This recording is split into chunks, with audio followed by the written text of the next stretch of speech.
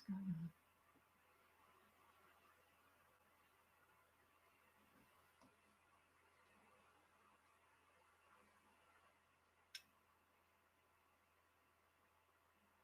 Hey, I think I'm doing this right. We are the Tribal Intergovernmental and Policy Division Overview session. So if that is what you had intended to participate in right now, you're in the right place. I'm going to assume that all is working. I am using Excel events for the first time, and I apologize if this starts out a little clunky, but I'm very, very excited to be talking with all of you today. So welcome to all of you. My name is Bridget Coyle. I want to acknowledge that I'm joining you virtually from the unceded ancestral homeland of the Coast Miwok people of the northern San Francisco Bay Area, who stewarded these lands long before the arrival of settlers and continue to protect them today. I recognize the ancestors, descendants, elders, and all other members of the Coast Miwok communities, and I honor their commitment to Mother Earth. So welcome. Again, I'm Bridget Coyle. I am serving as the acting director of what we call in our division, the TIP division. Many of you know Laura Ebert. She currently serves as the senior advisor for the regional administrator. She also is the RTOC co-chair. She also is the real director of the Tribal Intergovernmental and Policy Division. And normally I serve as her deputy director.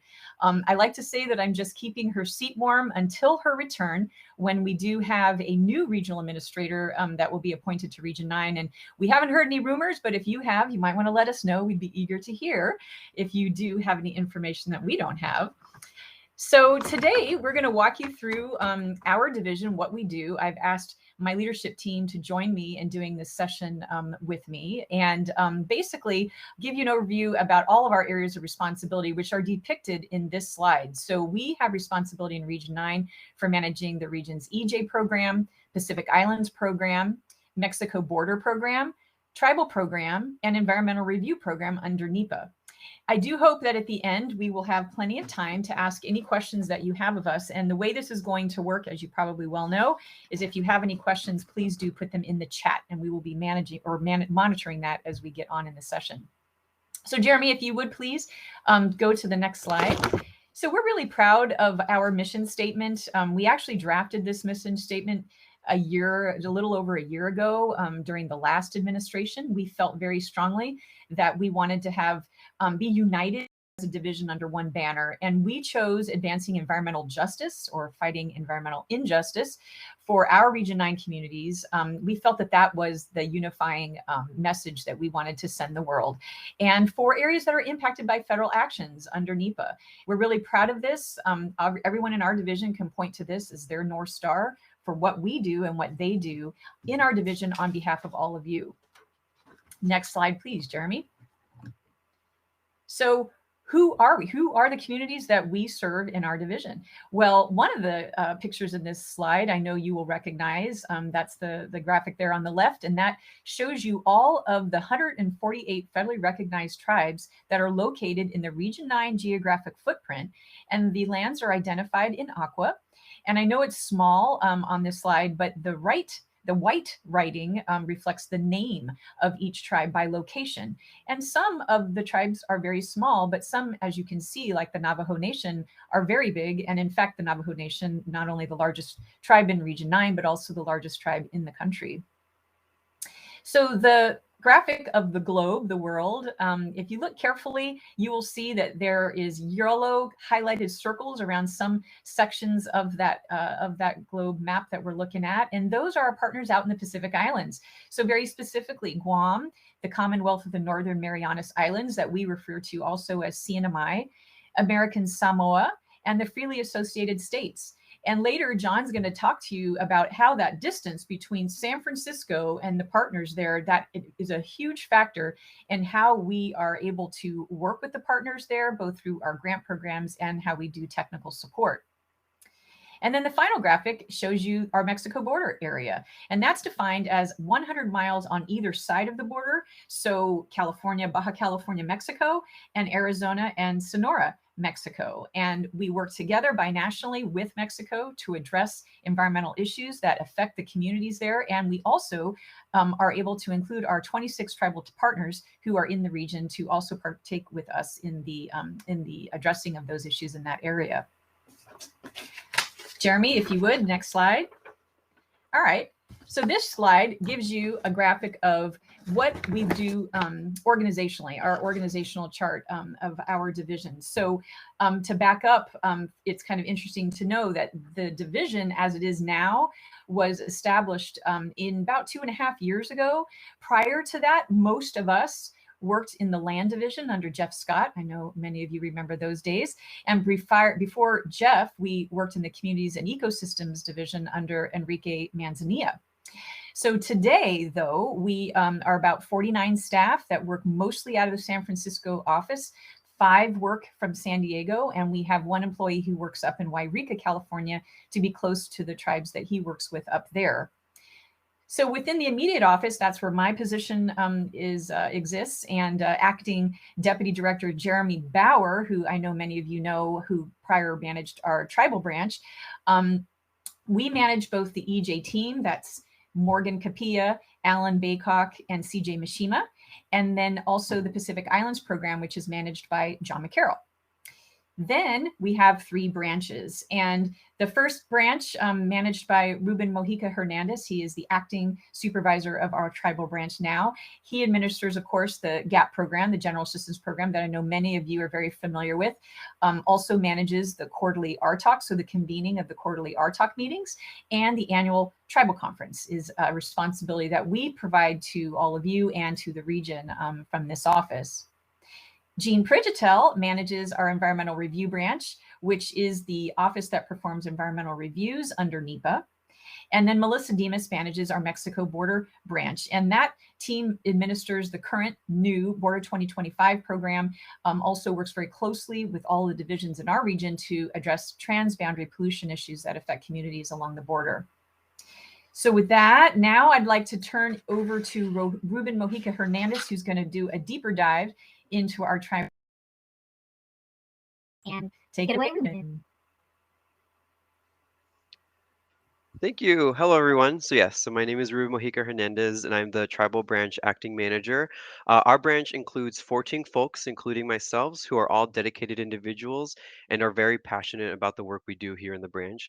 I consider myself to be very lucky to have such an amazing staff, and I'm very grateful for each of them. So though an in-person conference would be way more fun, I am so grateful to have the capacity to be able to connect with you, even though it is virtually, and it has been. But I'm very much looking forward to hopefully seeing you all soon, maybe at an early art talk next year. So I'm going to be going over some background on who we are in the tribal branch, as you'll see how we keep very busy. And I'm also going to cover how we engage with tribes in Region 9 and do an overview of the GAP program we administer. And we'll be then turning it over to Jeremy, who will talk a little bit about the working effectively with tribal governments training. And that right there you see is our fabulous team. Next.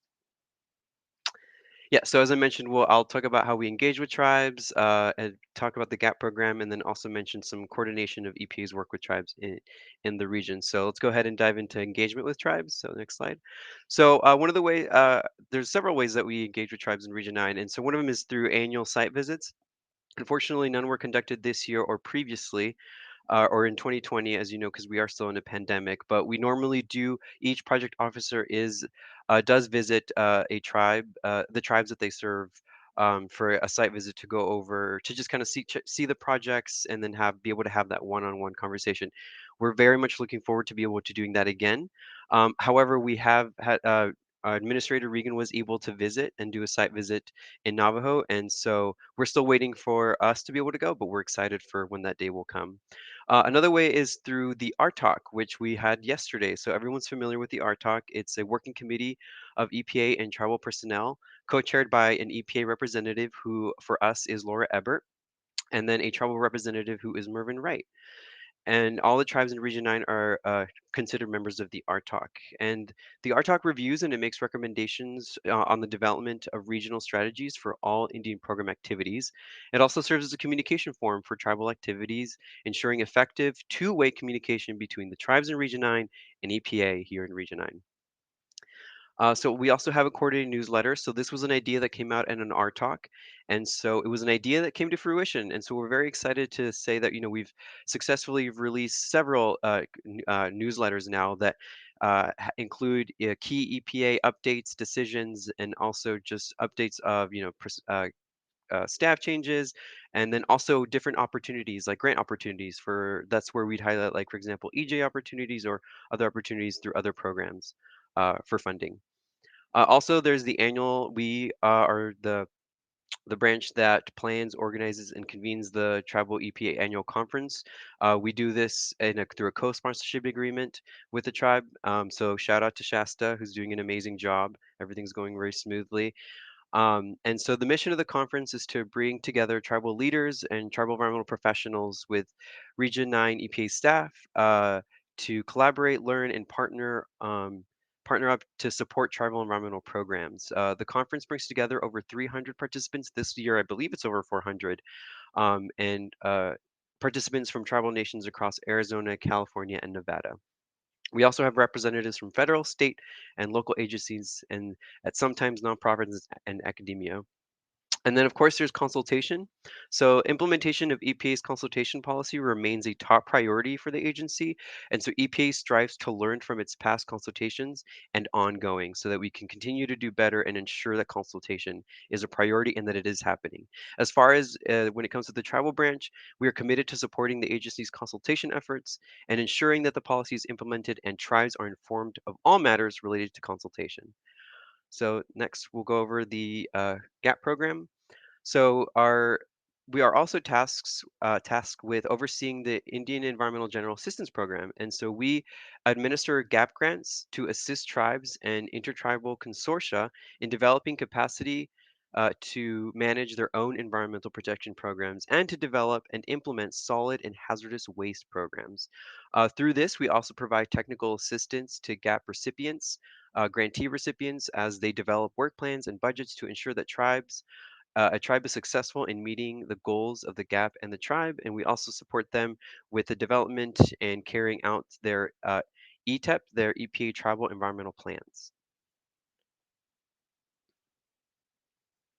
All right, I think this one is mine. Thanks, Ruben.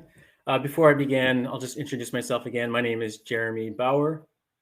I'm currently serving as the acting deputy director of the TIP division, of which Tribal Branch is a part. And thank you, Ruben, for leading the branch while I'm on detail. Before I jump into this slide, I just want to take a quick moment to acknowledge that I live, work, and recreate on unceded Kumeyaay lands. The Kumeyaay people are still here in the present, and echoes of Kumeyaay people from the past are evident throughout the region. Hiking is one of my favorite activities after work and on the weekends. And I always feel profoundly moved when I encounter signs of the Kumeyaay people in the beautiful desert rock, whether it's petroglyphs or morteros. These are hand-dug, rounded holes used for grinding food such as acorns. And I am reminded that I am a guest on the land of Kumeyaay people who have lived here and walked through these lands since time immemorial. So this is actually very relevant to the slide that I'm presenting on. Over the past year or so, we've undergone a concerted effort to increase cultural competency in our work together with tribes. And the trainings have really helped improve our collective understanding of tribal governments and our ability to work collaboratively with tribes. I won't read through the list, but just to highlight that we covered a range of topics. And I'll just note that the attendance at each was noteworthy and very high, very inspiring.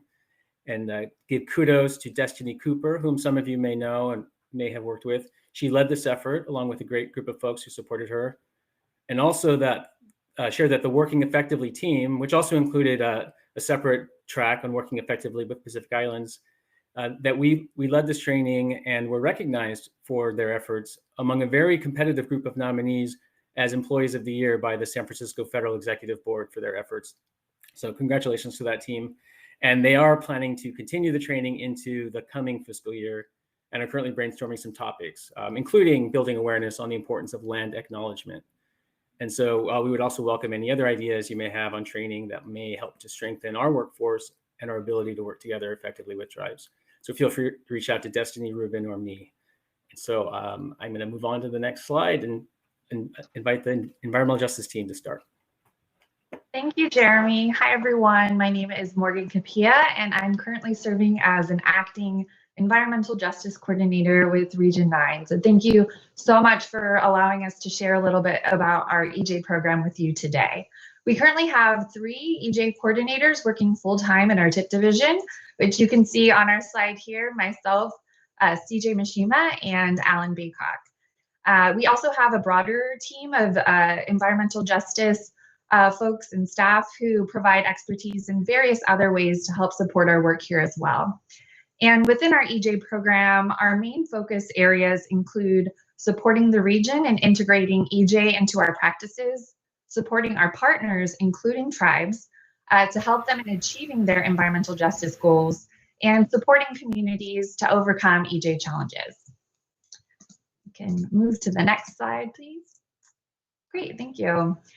So EPA defines environmental justice as the fair treatment and meaningful involvement of all people, regardless of race, color, national origin, or income, with respect to the development, implementation, and enforcement of environmental laws, regulations, and policy.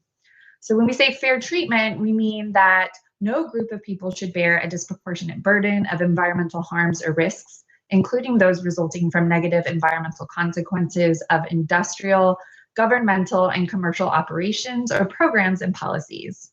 In the agency's implementation of environmental justice, EPA has expanded that concept of fair treatment to include not only the consideration of how burdens are distributed across all populations, but also how those benefits are distributed as well. And with respect to meaningful involvement, that means that there's suitable outreach for engagement and involvement with potentially affected communities, the opportunity to participate in decisions about activities that may affect their environmental and/or their environment and/or health, recognition that their contributions have the ability to influence the regulatory agency's decision, and consideration of community concerns within the decision-making process. And in addition to that broader environmental justice definition, EPA has also developed a policy specifically addressing EJ issues within tribes and indigenous peoples. And that policy was created in order to clarify and integrate EJ principles in a consistent manner in the agency's work with federally recognized tribes, indigenous peoples, and others living in Indian country. And I will pass it along over to Alan. Thank you so much, Morgan. Manahu, Inanyane, Alan Baycock. It's good to be able to be with you today, and I'm able to be here within Payahunadu still due to the constant pandemic, which hopefully we'll be overcoming soon. I wanted to be able to share a little bit about what those things meant that Morgan had shared about. Working within the region, with our partners, and with communities. And so within Region 9, all divisions within Region 9 really have a role to play in supporting environmental justice work. And we've been working through this concept by meeting together regularly in order to support this work. And one thing that's exciting to see within the draft EPA strategic plan that was just released and is out for comment is EPA is also recognizing and seeing that there's a need to support EJ across the entire agency. And with that has included the fourth principle, a new principle actually, to advance justice and equity. And this principle is being placed along with the others, follow the science, follow the law, and being transparent, to really be the basis for the agency's culture. So as we're working on integrating EJ within the region, we are also recognizing that EPA as a whole is also doing the same thing. In addition to that, we provide trainings on topics like EJ Screen, and we connect experts at EPA with communities that are dealing with EJ issues. Next, please, Jeremy. So in supporting tribes and our other partners, we have we have 3 competitive funding opportunities. We have the state EJ cooperative agreement, the collaborative problem solving cooperative agreement, and then also the EJ small grants. And tribes are eligible to be funded under all of these opportunities. I should share that EJ funding opportunities historically have not had a large amount of money to work with. And so with that, we have staggered which opportunity to be able to share, just dependent on the dollars that were available. However, things are changing, as you may have seen around, with environmental justice being a strong priority of this administration. And so what we see today, or what we saw yesterday, may not be the same that we see into the future. And so we're hoping that more funds will be coming into the agency to really provide additional support for these opportunities.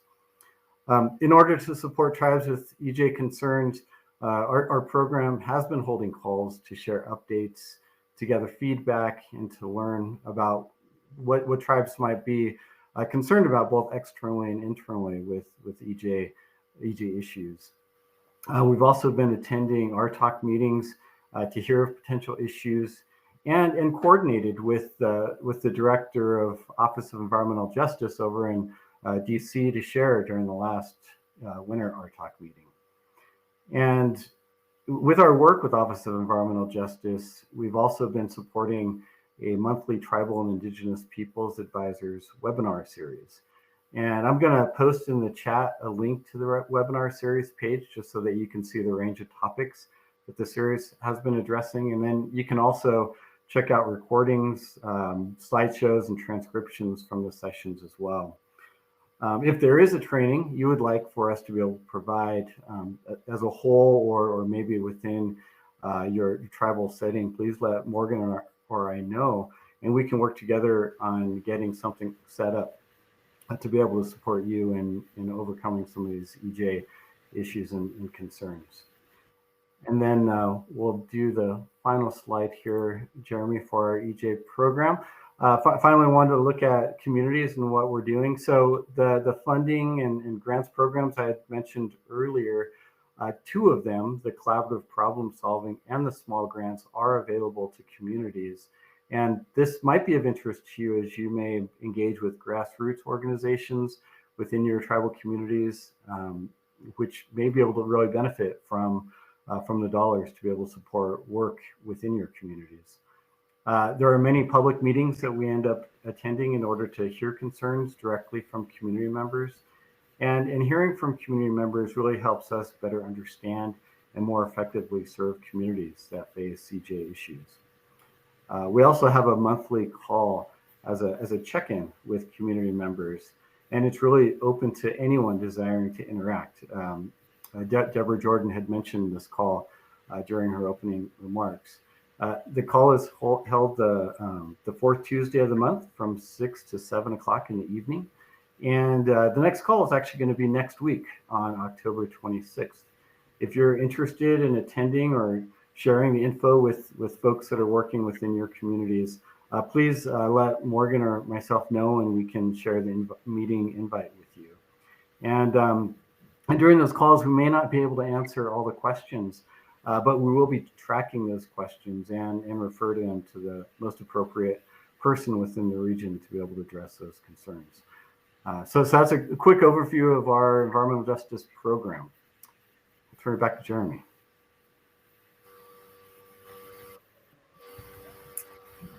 All right. Thank you, Jeremy. And first, I just want to make sure, do a background check. So Bridget and Jeremy, if you can hear me, just do a thumbs up. All right. Okay. Coming through. Okay. I'm John McCarroll, and I want to acknowledge that I live on land of the Muwekma Ohlone and in San Francisco. And I also want to share that in San Francisco, on the corner of Camp and Albion Streets, near Mission Dolores, there's a small plaque in both Ramaytush Ohlone and English that means something to me, that says some of the most important things in life in just 12 words. Sun, moon, sky, village, friend, alive. We eat, drink, sing, and dance. I am very happy to connect with you and share some information about our Pacific Islands program. First of all, the islands, as Bridget mentioned before, the Pacific is vast, so they map, but they're very important. Guam, American Samoa, the Northern Mariana Islands. Also, we work with Palau, Marshall Islands, and Federated States of Micronesia. And our office is small, only 5 people: Michelle Baker, Jared Volmer, Carl Goldstein, Elena Bauli, and myself. But a very impassioned group. Next slide, Jeremy. So some of the things that are different about the Pacific Islands than other places, one is just the distances. The islands are thousands of miles from San Francisco and also thousands of miles from each other, and 7 time zones. So the image in the upper right, it looks like a chart. We have that chart for our meetings because we try to keep everybody's all time zones local. So we have to keep 7 time zones for the start of our meetings and then through our agendas. Some other things about the islands, they are small population, so anywhere from 50,000 to 200,000, but they're treated as states. So they have to do all the same things that states have to do and staff the same things.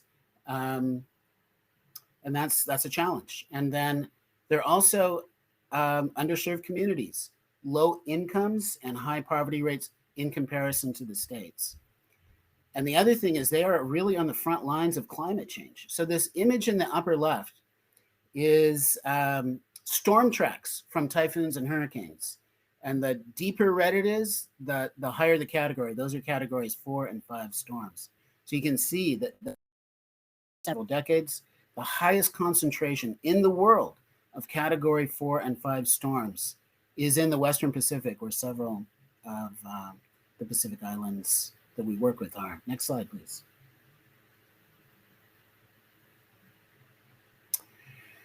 So what we do, job number 1, bridge that distance.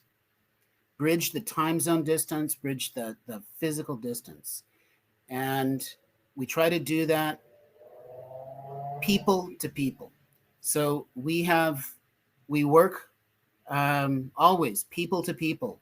And the goal is to build relationships to support the territories. We support the territories, we help them do their job, and funding to support each of the local EPAs, and with technical assistance, and through being a liaison. So we try to bring people from the Pacific Islands to the region when we can for training. And we also try to bring people from Region 9, technical experts, to the territories to work with them to do on-the-job training and technical assistance, again, when we can. We have a question in the chat box. Is CHOOK part of EPA specific coverage? I can't see it. Can you repeat that again? Is CHOOK part of EPA specific coverage? CHOOK is part of the Federated States of Micronesia, which is a freely associated state. So it's a sort of gray area where we provide technical assistance to CHOOK and the other freely associated states. We try to work with them closely. We include them in all of our in technical assistance and guidance and training, but we do not provide funding to CHOOK. That goes through Department of Interior. And then I'll just continue on. The areas that we provide, that we work with and provide assistance on are going to be similar to states: drinking water, wastewater, hazardous waste, brownfields, cleaning up contaminated sites, with a few things that are maybe a little different. One is protecting coral reefs. That's a big emphasis in each of the Pacific Islands. Another is unexploded ordnance. There was just a whole lot of unexploded work too, and it shows up today. So there's programs to deal with that. And then also there are these natural disasters. So we the region, provide emergency response along with FEMA and other federal agencies. And we are getting more and more involved in disaster response and recovery now. Next slide, please. So where we're going is, again, trying to bridge that distance, do what we can to connect people to people. We haven't been able, of course, to have in-person meetings. So we've actually increased, using the virtual format, we've increased the number of meetings from annual to quarterly that we have with all of the islands together. And that's actually allowed more people to join in. So that's actually been a positive. And we've developed this past year working effectively with Pacific Islands. We gave the inaugural training a few months ago. It was patterned off of the working effectively with tribal governments. And then there are these emerging areas that we are going to be focusing more and more: climate change, environmental justice, and sustainability and disaster recovery. Next slide, please. And just to touch on disaster recovery, the Northern Mariana Islands were hit in 2018 with one of the worst storms to ever hit U.S. soil, Super Typhoon U2. And Congress appropriated money to assist with both the recovery of the water and wastewater systems and solid waste management systems. So we are working using the money appropriated by Congress to help try to make those systems, the infrastructure, more resilient in the face of future storms. And that's a new direction for us. And I'm actually very proud of the work that we've been doing in that. And I'm going to stop right there. Thank you. Hi, everyone. I'll wave my hand so you know which tiny head is mine.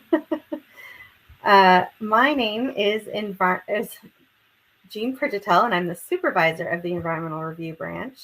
Like John, today I sit on the unceded traditional land of the Muwekma Ohlone people. I'm often reminded of this visually because just 2 miles away is a sacred shell mound that the local Ohlone tribal members have advocated to preserve. On this slide is the Environmental Review Branch. Collectively, we're responsible for reviewing the environmental impact analyses that's written by other federal agencies. And through that process, we work to improve environmental outcomes and the quality of the analysis. You can see here that we are a mighty group of 18 reviewers.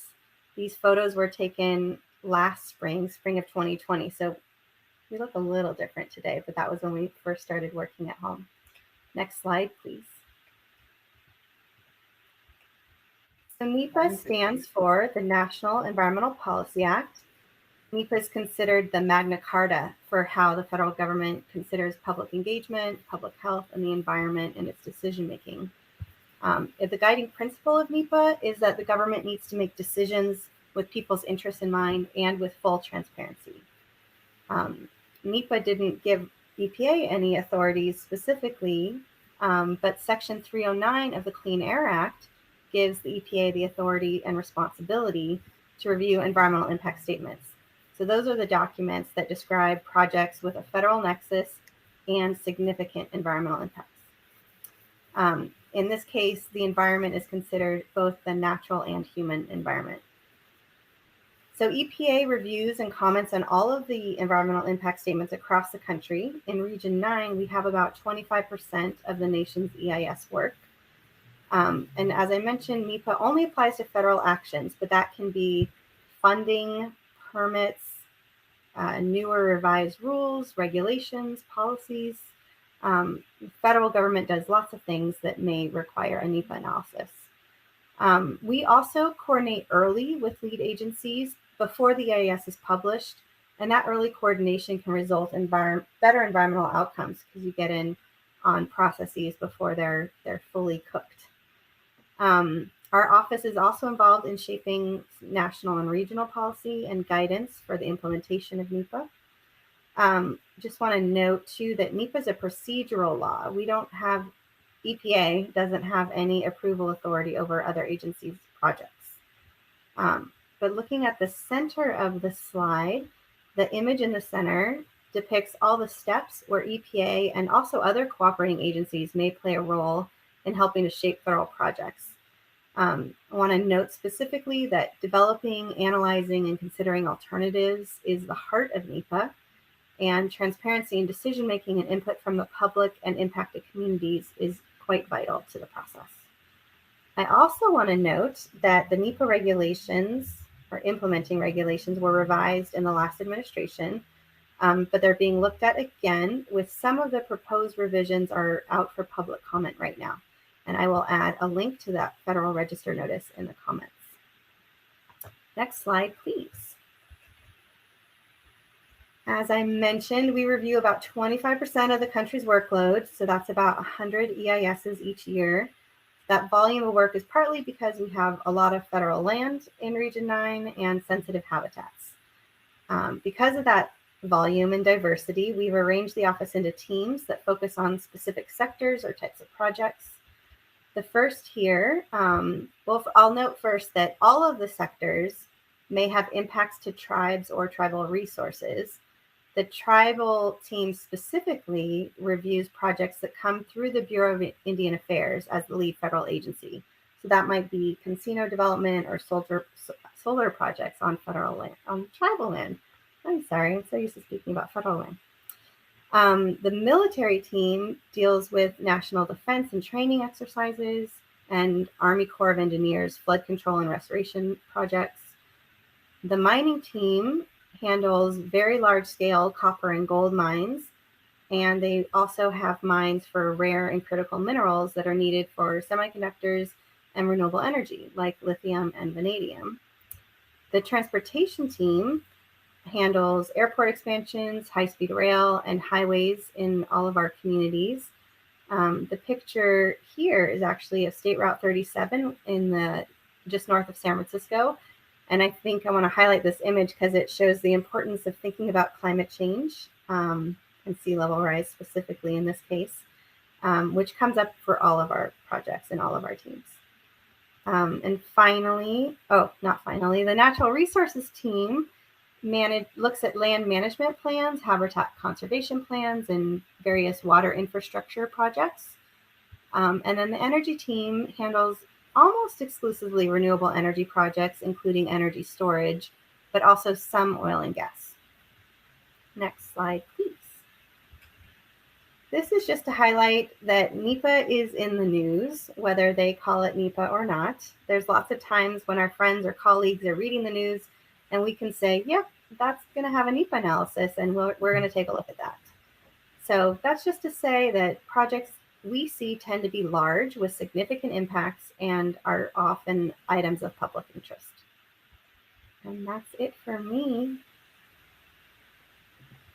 Great. Hi, everyone. I'm Melissa Dimas. I'm the manager of the Mexico Border Branch. I live just down the road from Jeremy, and I'm joining this meeting virtually from the ancestral land of the Kumeyaay tribe as well. This here in the slide is our fabulous and dedicated team from the Mexico Border Branch, but we also have a larger cross-divisional team made up of subject matter experts to lead different goals in our program, which I'll talk about a little bit later. Next slide, please. So the U.S.-Mexico border program actually stems from the 1983 La Paz Agreement, which established environmental cooperation between the two countries. And as Bridget mentioned earlier, the border region is considered 100 kilometers on either side or 62.5 miles on either side of the border. We work with Arizona and Sonora, California and Baja California, as well as the 26 U.S. federally recognized tribes to improve health and environmental protection on both sides of the border. Next slide, please. So we have a new iteration of the border program. We just wrapped up Border 2020 this past year and launched Border 2025. That was signed in May by Administrator Regan with his counterpart in Semarnat, which is our sister agency in Mexico. And that launched the new framework. The goals within the framework are improving air quality, enhancing water quality, sustainable materials management, and emergency response and preparedness. It's a 5-year program, and I want to mention that what's new about this program is that all of these goals have an emphasis of EJ and climate change. And it's also important to note that for the first time, Mexico added language to include Afro-Mexican communities as well as tribes in the border framework. Something new to our program is a tribal working group. Many of you might already know Emily Pimentel. She's been delivering talks with her co-chair, Camilo Perez, during the R Talks quarterly. And I just want to note that there's a breakout session that she will be leading with Camilo tomorrow. And it's called The Impacts of Drought to Tribal Communities in the US-Mexico Border Region. That's at 11 a.m. And I'm sure it's going to be a very exciting discussion. So I encourage you to attend. Next slide, please. So one of the things we do is offer funding to our communities on both sides of the border. And we have a new announcement that's going to come out next week of projects that we fund in collaboration with the North American Development Bank. And I wanted to highlight some of them for you today, one in each goal. In improving air quality with the Secretary of Health in the state of Baja California, they'll develop a GIS-based analysis of existing air monitoring data, population information, and data from medical facilities in the Mexicali and Imperial Valley. And then that project will actually help to determine the relative vulnerability of populations and use the information to develop a public outreach campaign. In water, we'll be working with the Cocopah Indian tribe that they will assess water quality in the Colorado River upstream of the Cocopah tribal lands. The tribe will also develop and design a wetlands restoration project to reuse treated water. This project will benefit the tribal community and complement ongoing environmental efforts related to assessing climate change and vulnerability and climate adaptation planning. We're really excited about this project. In waste, the Institute of Environmental Planning and Quality of Life will strengthen the solid waste management plan of the Kumai Indigenous community in San Antonio, Necua, located in the Guadalupe Valley of Baja California, Mexico. The project will reduce waste burning, dumping, and implement waste alternatives like composting, as well as train waste management leaders and 80 families in the Kumai community. Lastly, we have strengthening environmental or emergency response and preparedness. The new project will be with Arizona State University, and they'll work with emergency preparedness and response leaders and key stakeholders to evaluate and enhance 6 binational sister city joint contingency plans. The project will include 4 notification drills to test the plans for municipalities, fire departments, and other key partners to make a timely response with our cross-border counterparts. So we can go to the next slide. And just to note that those are just 4 of the many projects that we'll be funding in collaboration with the NAD Bank. So what else do we do in the border office? We're a binational convener. So we host task forces under each goal where it provides a space for communities to share concerns, collaborate, or hear about opportunities with our partners at the local and state levels. We also do technical presentations. We host train the trainer events, and we have grant opportunities. And one I wanted to note, not just the one I mentioned, but there's actually one I'm going to post into the chat right now. That's with the Commission for Environmental Cooperation. And this grant in particular promotes community level innovation and climate adaptation, actually with a special focus on Indigenous communities throughout North America. So that's in Mexico, the US, and Canada. Lastly, we have a quarterly newsletter, and we hope you sign up for our listserv, where we share grant opportunities, webinars, trainings, and public health resources.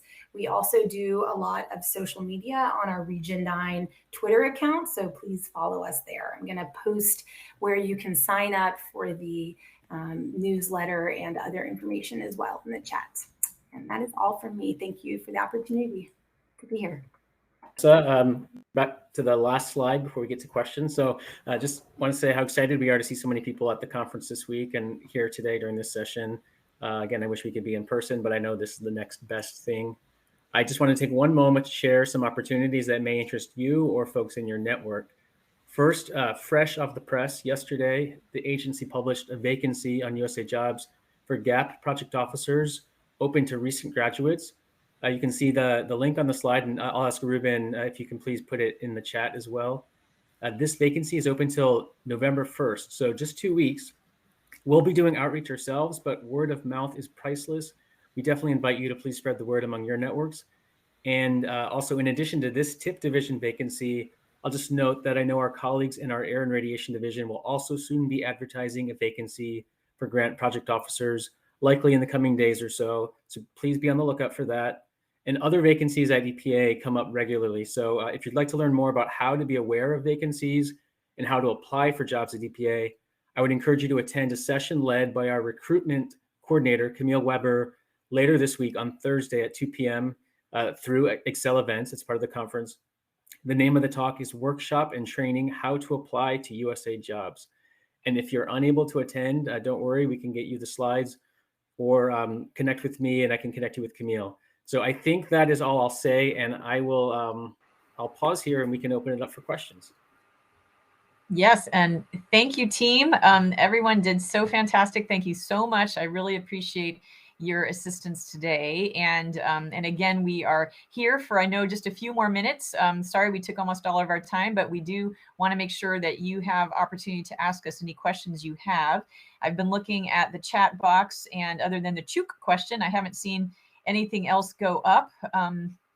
But please feel free to ask us why we are here. Of course, you now know who we are, so you can always send us messages and talk to us at any time. Send us an email. We are here to help you, so don't feel like you need to have a question right now, but we definitely are more than happy to engage with you at some future date.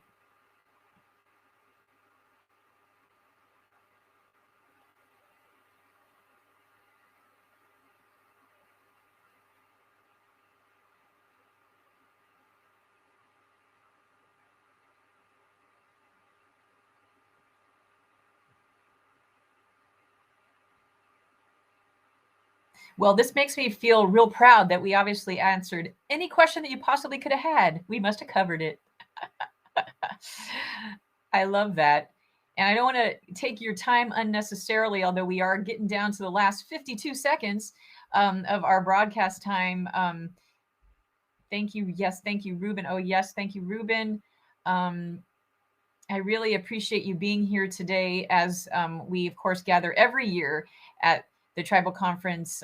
Next year, we really are hoping that we will be together in person in Lake Tahoe. Just imagine there's a little snow up there from the storm this weekend. And Pam Overman showed us a picture of the mountains that was so beautiful. It's so inspiring to see snow and rain again. And I'm hoping for a very nice wet winter for all of us.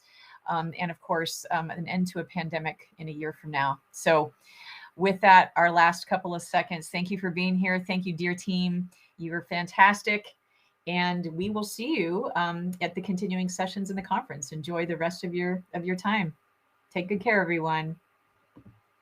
Bye-bye. Bye.